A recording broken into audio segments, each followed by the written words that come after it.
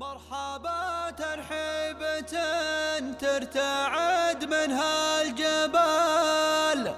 بالضيوف اللي توافد على رجع الصدى باسم بن شمان ناصر نرحب بالرجال بالضيوف اللي نفونا يلبون الندى الحصري والمميز على استديو عروس منهجوس الشاعر اللي تنقب الجزال هذا فكره والسحايب تهم البندى وانبردون العوايد وهقوة ثقال يبني بيوت القصايد ولا ضاعت سدى مرحبا ترحيبة ترتعد منها الجبال بالضيوف اللي توافد على رجع الصدى باسم بن شمان ناصر نرحب بالرجال بالضيوف اللي لفونا يلبون الندى نحتفل في عرس ناجل خذتنا الخصال شبل شيخ من شغام من قوم وعبدا حوله عضود تنومس وترقل الكمال عن يمين صفوة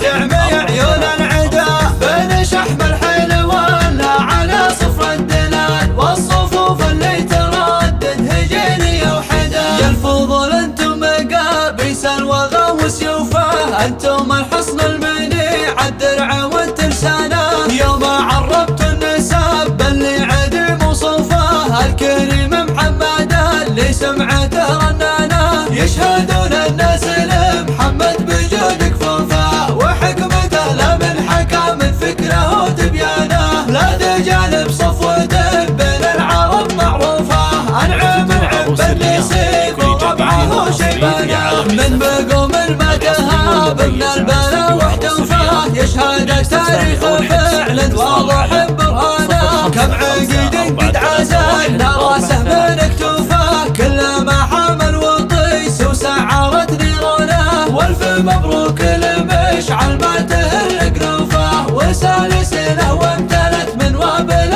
غدرانه منهجوس الشاعر اللي تنقب الجزال هذا فكره والسحايب تهم البندى وانبردون العوايد وهقوة ثقال يبني بيوت القصايد ولا ضاعت سدى مرحبا ترحيبة ترتعد منها الجبال بالضيوف اللي توافد على رجع الصدى باسم بن شمان ناصر نرحب بالرجال بالضيوف اللي لفونا يلبون الندى نحتفل في عرس ناجل خذتنا الخصال شبل شيخ من شغام مقوم وعمدا حوله عضود تنومس وترقل الكمال عن يمين صفوة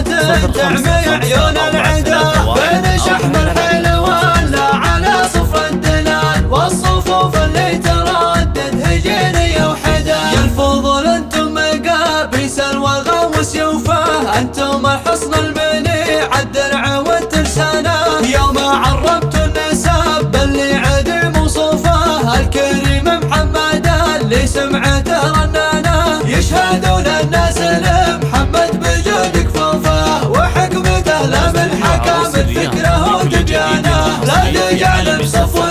بين العرب معروفه انعم العب اللي يصيب وربعه وشيبانه من بقوم ما تهاب من البلا واحتوفاه يشهد التاريخ فعلا واضح برهانه كم عقد قد عزل